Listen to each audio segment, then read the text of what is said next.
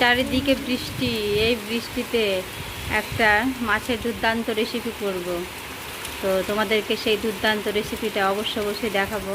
তো চারদিকে নাজারাটা দেখো কি বৃষ্টি পড়ছে। তো কালকে রাত্রে থেকে বৃষ্টি হচ্ছে, এখন বেলা 10টা বেজে গেছে, এখনও বৃষ্টি কমেনি। চারদিকে কত সুন্দর লাগছে তাই না? রাস্তা ফাঁকা, একটা লোক নেই, একদম নির্জন রাস্তা, বৃষ্টি পড়ছে কত সুন্দর।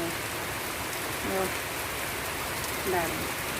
তো চলো আমরা এই বৃষ্টিতেই দুর্দান্ত একটা ইলিশ মাছের রেসিপি করে দেখাবো। এই যে তোমাদের দাদাভাই নিয়ে এসছে ইলিশ মাছ। তো ইলিশ মাছটাকে আমরা হলুদ লবণ দিয়ে মেখে নেব। দিয়ে দিলাম লবণ আর দিয়ে দিলাম হলুদ গুঁড়ো, দিয়ে এটাকে আমরা কিছুক্ষণ ম্যারিনেট করে রেখে দেব।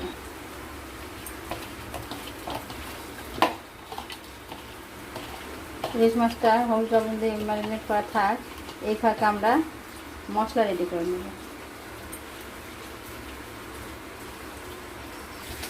নিয়ে নিলাম আদা কুচি, লঙ্কা আর সাদা সর্ষে, কালো সর্ষে। এবার এগুলোকে আমরা বেটে নেব। কড়াইতে আমাদের তেল আছে, আর কিছুটা একটু তেল দিয়ে দেব। তেল দিয়ে দেব শুকনো লঙ্কা আর গোটা জিরে।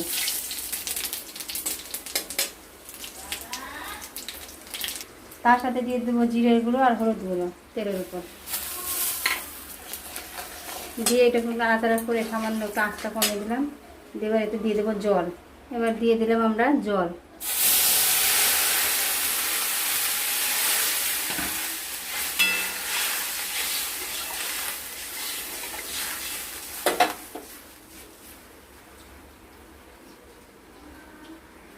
এবার আর একটু সামান্য জল দিয়ে দেবো। এবার ঝোল একটু ঢাকনা দিয়ে ঢেকে দেবো ঝোলটা ফোটার জন্য। এবার ঢাকনা খুলে দেখবো ঝোলটা ফুটেছে নাকি। হ্যাঁ, ঝোলটা ফুটে গেছে। এবার দিয়ে দেবো এতে স্বাদ মতো লবণ। দিয়ে দিলাম স্বাদ মতো লবণ। লবণ দিয়ে নাড়াচাড়া করে আমরা হলুদ লবণ দিয়ে যে মেখে রেখেছিলাম মাছগুলো ছেড়ে দেব।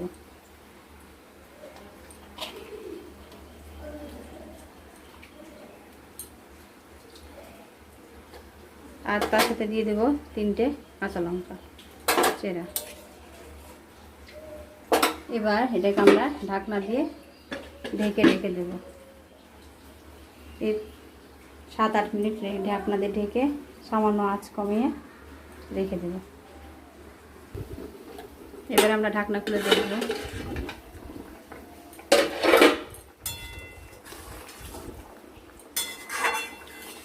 প্রায় হয়ে এসছে, মাছগুলো সিদ্ধ হয়ে গেছে। এবার আমরা দিয়ে দেব বেটে রাখা সরষে, কাঁচা লঙ্কা আর আদা। এটা মিক্সিতে আমরা পেস্ট করে নিয়েছি, দিয়ে মিক্সি ধোয়া জলটাও আমরা দিয়ে দিলাম। দিয়ে এটাকে নাড়াচাড়া করে আবার আমরা 5-7 মিনিট ফুটিয়ে নেব।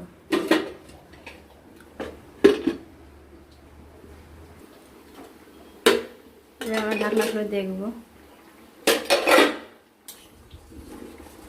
আর একটু হবে।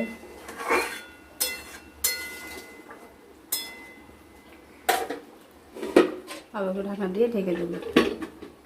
এই খুব জোর 5-7 মিনিট ঢাকনা দিয়ে ঢেকে দেব। এবার আমরা ঢাকনা খুলব। আমাদের হয়ে গেছে। এবার উপর থেকে আমরা দিয়ে দেব একটু সামান্য কাঁচা সরষের তেল। দিয়ে দিলাম সামান্য কাঁচা সরষের তেল।